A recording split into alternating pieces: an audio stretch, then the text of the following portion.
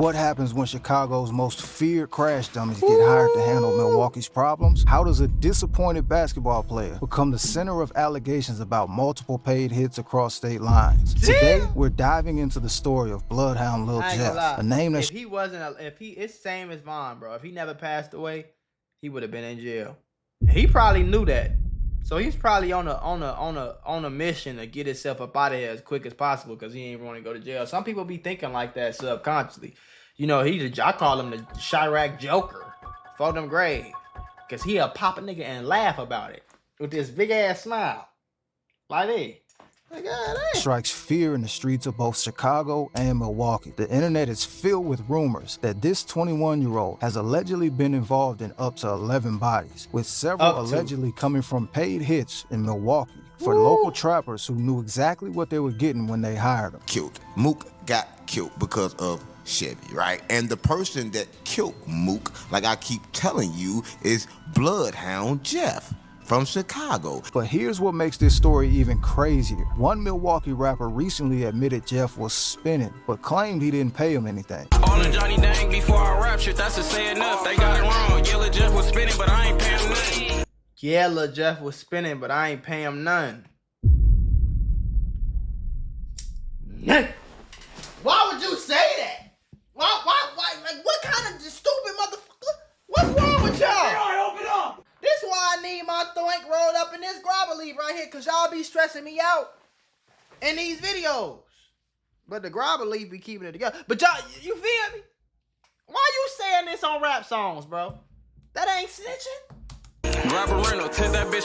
So who was paying? And why did Milwaukee Trappers turn to Chicago killers instead of handling their own business? By the end of this video, you'll understand how drug money connected two cities' violence, how Milwaukee's gangsters use Chicago crash dummies as their personal hit squad, and a trail of bodies that allegedly follows. So get this, my uncle accidentally became a millionaire because of a bird and some walnuts. Long story short, he driving home from work and a bird flies through his window and try to steal the walnuts that he was eating. Out of nowhere, a drunk driver in an 18-wheeler truck comes out of nowhere, smacks his car, totals it, and he ends up in a hospital for 42 days.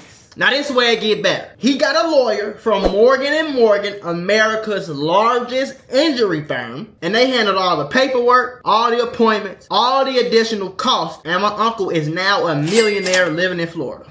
So if you get seriously hurt, your case can be worth millions. Morgan & Morgan does not play around with lowball offers. They're the biggest for a reason. They've won a lot, and it only takes a few minutes to see if you have a case. They've won $12 million in Florida and $26 million in Philly just for crash victims. That's 30 to 40 times what the insurance offered. If you are in an accident or if you're injured in any way, you should know how to protect your rights. Don't overthink it. Take action to protect your rights, and Morgan & Morgan will fight to get you the compensation you deserve if you become their client. And here's the best part. It's 100% free unless you win some money. If you think you got a case, you're just a few clicks away from changing your entire life. You can start your claim now at www.forthepeople.com/Mac or by scanning the QR code on the screen from your phone's camera. Stay tuned because this gets dark. Before we talk about Milwaukee, we need to understand what Bloodhounds were already doing in Chicago. Lil Jeff and his partner Q50 weren't just random street dudes. They were allegedly already building a reputation as killers in their own city. Born and raised on Chicago's east side, Jeff grew up in the drill. What y'all, that shit is not cool. Y'all never gonna make a killer cool. That's not cool. Cool nigga is the one that's getting the money, that's chilling, they got the pretty girlfriend or a bunch of fine hoes. That mama live in the suburbs, rich as hell somewhere, driving a Bentley. That's cool. These is stupid yellow bus kids with guns, gang. Y'all don't be thinking this crash out shit cool, man. Era that glorified violence. But unlike many who just rapped about it, Jeff and Q50 were allegedly living it. I just kept seeing your name all over the place, bro. Bloodhound Lil Jeff, Bloodhound Lil Jeff. I didn't know you was from Chicago. I thought you was some... originally I thought you were a UK drill artist. UK is a dumbass shit. I said, fuck. You want to know? I'm gonna tell you right now why I thought you was from the UK. Cause they said Bloodhound Lil Jeff got 10 bodies. Jeff's path to violence wasn't immediate. He And they actually on had an interview talking about the bodies. dreams outside the streets. So I wonder what you was doing at 16. Bro, I was 16. Around that time, You was doing the Soldier Boy I and was shit. trying to play basketball, but that's around the time I ain't make the varsity team. So at 16 was when I was realizing this shit real. I don't Man, know this shit finna get real if I don't find my motherfucking lighter. Oh, all right. what I'm gonna do. That rejection from the varsity basketball team became a turning point. Within 2 years, Jeff was allegedly deep in Chicago's most violent crew. His older brother introduced him to street life. So can you tell us like who introduced you to the street life? My brother. Your older brother, right? Yeah. But Jeff also That experienced shit's so goofy trauma. to me. If I had a little brother, the last thing he would have been was a street nigga. Because I was outside a little bit, he wouldn't have been outside a none of bit on phone now. Do your homework on none of bit. If I had a little brother, that nigga would have been a straight A student. I would have been paying for him and my mama to go get up. I would have been going broke every month to make sure they live in the suburbs somewhere, and I'll be a street nigga. Y'all go do that. I'll do this, y'all do that. You know what I'm saying? Like, That shaped his mindset. My that at crib all. got shot up when I was like 14. I was some stupid ass shit. The bullet, that bitch flew like right past my face. They had shot the back and the front. Then they blew the car and set that bitch on fire. By 18, Jeff was allegedly crazy. part of the Bloodhounds, and him and Q50 were reportedly catching bodies in Chicago before anyone in Milwaukee even knew their names. Right. Here's where the story gets interesting. The Bloodhounds weren't just killers. Their big homies were major drug dealers with connections reaching far beyond Chicago. These Okay. connections are what linked Chicago's Bloodhounds to Milwaukee's street scene. When you're moving serious weight, you need serious protection and Right. serious consequences for those who interfere with business. According to street sources, Milwaukee Trappers were already locked in with Bloodhound big homies through drug networks. This wasn't some random connection. This was business. Allegedly his sixth time doing some shit. It was some Milwaukee shit again, you know, that he was once again paid for. I guess it's some people in Milwaukee that's connected to the Bloodhounds. However they connected, they tied in with the Bloodhounds in Chicago, and they know Shorty them. I mean, for them in Milwaukee, they get wild too. So it's like, it's not Milwaukee get crazy. I ain't gonna lie. like they needed Bloodhound them to do this shit. Like they probably could have did the shit themselves, but I guess they call themselves being smart or whatever. Like, Right. we ain't I'ma gonna send get, somebody you know, else. Shorty them gonna do it for us. We ain't Yeah, gonna yeah. get our hands dirty. Yeah. Milwaukee gangsters recognized Jeff and Q50 as crash dummies, willing to do anything for money. Q50 admitted it in a video clip. You want me start dumping? I'm in love with taking niggas shame. Says yes like a blind man walking. And then me and got Dominic Kane. Me and Jeff like Amsterdam. Step back to a nigga like Big Flame. Niggas know I got fights from state to state. And then me and I'm top niggas for the pay. They saw an opportunity to out Niggas know I got body from state to state. In the mill, I'm clapping niggas straight for pape. If all this is true, he'll be in jail in the next few years. FBI, open up! They probably just gonna keep waiting on him to keep rapping and snitching on himself, and they'll lock him up pretty soon, just like they did Dirk. outsource their violence while keeping their own hands clean. They needed Bloodhound them to do this shit. Like they probably could have did the shit themselves, but I guess they call themselves being smart or whatever. And we got the money, you know what I'm saying? So it's like, all right, we just gonna pay Shorty them. They getting wild. I ain't gonna lie, fool. Like, you know, they really was sending Bloodhound them off. You know, Yeah, they was. They really, you know, was treating them like the crash dummies that they is, fool. Like, Right. Shit. They crash dummies. Let them be crash dummies. You know what I'm saying? That's what they do. You feel me? That's why I say I don't know when the killer got cool. Because the killer was always the crash dummy. A stupid motherfucker that'll do something for 2 pints of lean. You know what I'm saying? Give his ass 2 pints of lean in the bag in a bag. Oh, fuck them. And he decent. He'll go smack some, whack some, jump some, rob some. You feel me? Like, them was goofies. Like, so don't be thinking that just because they rap good than a motherfucker. Some of these niggas rap good than a motherfucker. King Von was a rapping motherfucker, man. Don't think just because they rap and they got the dreads, the tattoos, and they look cool in the videos, don't think they the cool niggas, folks. They're not the cool niggas. They're the crash dummies for a reason. Like, man, y'all let Shorty them crazy. They some crash dummies. They some send-off. They some send-off artists. Right. And we got money. and they wasn't to do this shit. We just gonna pay them to do it, you know? Right. So, Lil Jeff alleged 6 times doing some shit. He was paid again by folding them in Milwaukee. Okay. Once Milwaukee Trappers realized they had access to Chicago killers, the They was like, alleged "What? He'll hits do started that?" piling up. They was According like, to "Yeah, street alright." rumors, Jeff's first alleged paid hit in Milwaukee was a triple homicide that shocked the city. On March 27, 2022, 3 men were found shot execution style in their apartment. That's The case crazy. involving 3 men shot and killed execution their style at an apartment. apartment in Milwaukee is still unsolved. 2 of the victims were brothers. And detectives say it's going to take the whole community to get this killer off the streets. They ain't in no more pain. They ain't gonna hurt no more. On March 28th, a day after the triple shooting, droves of people came out to remember the 3 men killed. Anthony Thompson, Damn. Tyrese McKinney, Clarence Harris. That's When crazy. are we gonna stop? When are we gonna love? The day before this vigil, family members of one of the men called police when they hadn't heard from him. Milwaukee police detectives say they went to the apartment at 54th and Mill Road. When they got there, they found that the door was ajar to the apartment. And when they entered the apartment, they found that there were 3 adult males that were all deceased of gunshot wounds. Detective Tim Keller says they believe it They say happened this was around Lil 2 in the Jeff. morning while people were sleeping, which makes what they know about this case limited. At least one of the victims that resided at the residence where this occurred was engaged in drug dealing from that residence. Okay. And that's potentially the motive for this. People sometimes are hesitant to tell us what type of activities their loved one was involved in that could have led to their death. Right. It really does not matter to us other than potentially figuring out a motive. Yeah.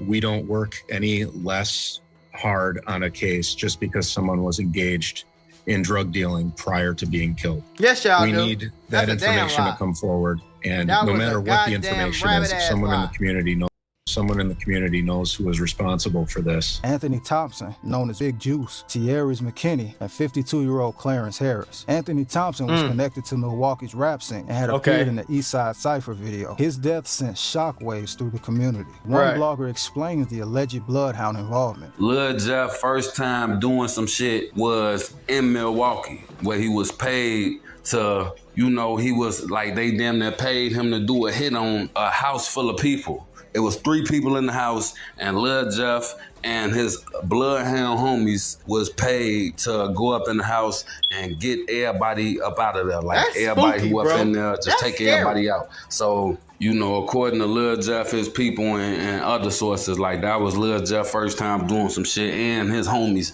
that was their first time doing some shit. So the first time they did some shit, you know, they caught 3 bodies the first time they ever did some shit. No arrests were ever made in this case. The next alleged hit involved 18-year-old Clifton Pate Jr., who was killed on September 4, 2023, while sitting inside a vehicle near 58th and Fairmont on That's Milwaukee's crazy, west bro. side. The killing was allegedly retaliation for the death of someone called Chevy. Milwaukee street sources claim this was another paid hit. Milwaukee. So I want to talk about the truth about Milwaukee, right? Because I don't got no valid truth that happened, but I got valid truth that what happened was this, right? When Mook got killed because of Chevy, right? However, there's debate about which bloodhound was responsible. That's what everybody want to know, right? Because everybody thought the old man put the belt on Chevy, right? But it's rumored that Mook allegedly put the belt to Chevy, and he got the belt put to him. So you saying the stories about Mook is a lie, but the stories about Chevy is real, or the stories about Chevy is a lie too? No, it's 50-50 with both of them. Like, some of that mixed. Like, some of that made up, some of that real. Listen. Chevy, before Chevy died, Chevy called a homie a week before he died, right? Chevy clapped somebody a week before he died. That's some of the part that's I got proof.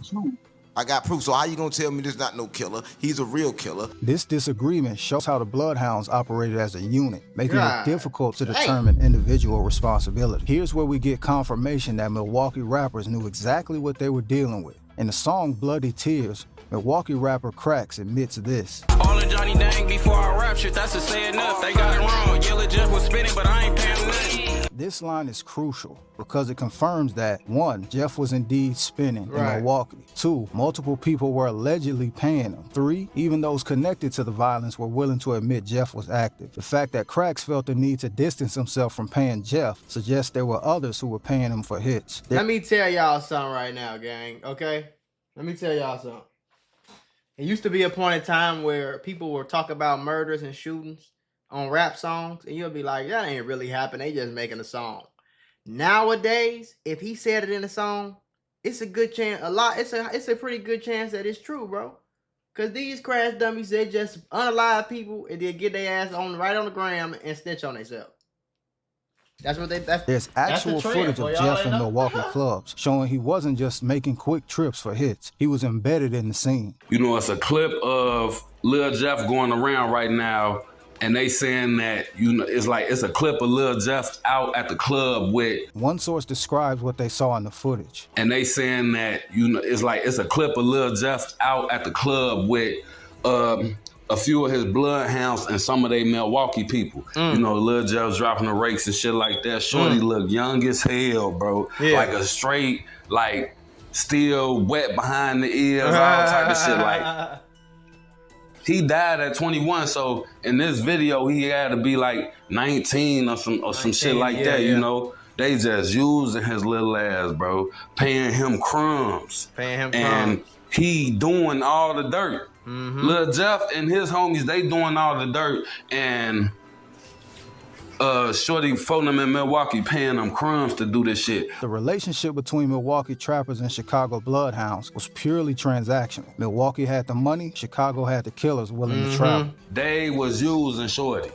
Phoning them in Milwaukee, they ass was using Shorty. They were, you know, they had the money, and it's like, the Bloodhounds was doing all they dirty work, you know. They was using. I mean, they was bro. I don't want to hear him talk killed no in Chicago. Milwaukee figures posted about it, including references to specific dates that allegedly corresponded to hits. The posts referenced the day he caught a hate, street terminology that could refer to when someone committed a significant act of violence that created enemies. While Jeff never directly admitted to Milwaukee's hits in interviews, there are moments where his statements take on new meaning given these allegations. When asked about his reputation, Jeff responds, "Okay, so you got this reputation, man. You got this crazy reputation. Shit. Feel me? How do you move through Chicago? Do you feel like you probably got a target on your back? Hell nah, these niggas scared, man. I'm outside every day, they ass ducking. I never see people on live dropping my low, showing their ass where I'm at. We be outside every day. I be from up everywhere you could think of. When discussing his lifestyle and what he's known for, Bloodhound Lil Jeff want to get across to the people. Like, who is Bloodhound Lil Jeff and why is he so popular right now? I'm a nigga that y'all need to stay out my way. When y'all see me, don't even say shit to me, cause I don't know what the you might be on. There's too much shit going on out here. I don't know what your intentions is. So I'm ready to tell y'all, y'all and stay out my way, cause I gotta tell the people, man. Cause the people be on bullshit. See, they saying all this up shit. They got your head with that shit. That shit up. y'all, man. Fuck y'all.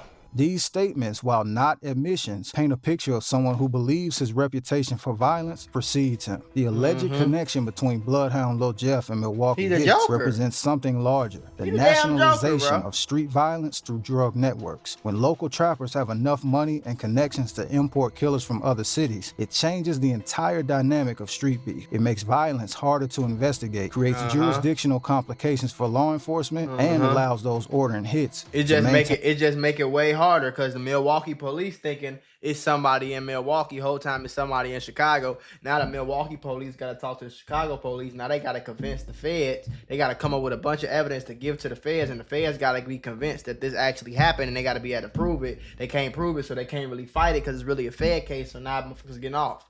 You know what I'm saying? Ain't really no evidence to really put two or two together, so it just makes it harder. Versus if a gangbanger die on his block and it was a rival gang member that lived 15 minutes away, it's easy for me to track that. I could track that through the city real quick. You know what I'm saying? Find some fingerprints, catch him with the gun, go to his crib. I already know who, you know what I'm saying? But when if I'm the police and I go to his rival neighborhood and they all got alibis and ain't no evidence pointing to them, it's like, damn, you don't know where to look. Shit. Maintain distance from the actual violence. Bloodhound, Vaughn, Melly, Mad Max from No Limit. These just the people that's not here no more that was running around that need to be put down. But there's still a lot of other shorties that's, coming up under the, like this the Lil Jeff generation. Shorty, Shorty, like the King Von generation. Like It's crazy. It's like levels to this shit. Like at first it was for them that was coming under Von. They wanted to be like Von. Nowadays, showing them they want to be like Lil Jeff, bro. On Lil Jeff You and can the see alleged it. Milwaukee Even hits. Fully Chop and Q50 with the Lil 50. He called himself Q50 with Lil 50. You know what I'm saying though? Like, so it's like they done knew, you know? Shows how modern street violence has evolved beyond neighborhood beefs into interstate criminal enterprises. What started as Chicago crash dummies looking for quick money allegedly became a pattern of paid violence that connected two cities' street scenes in the most tragic way possible. Whether Jeff was actually responsible for all the hits attributed to him may never be conclusively proven. What's clear is that Milwaukee Trappers believed they could outsource their violence to Chicago killers, and that belief allegedly cost multiple people their lives. As one Milwaukee figure put it, the full truth remains buried in street code, unsolved cases, and the complex web of money and violence that connects America's most dangerous neighborhoods. But the allegations surrounding Lil Jeff serve as a stark reminder of how far some will go when cash meets crash dummies. If you found this breakdown eye-opening, make sure to like, comment, and subscribe for more deep dives into the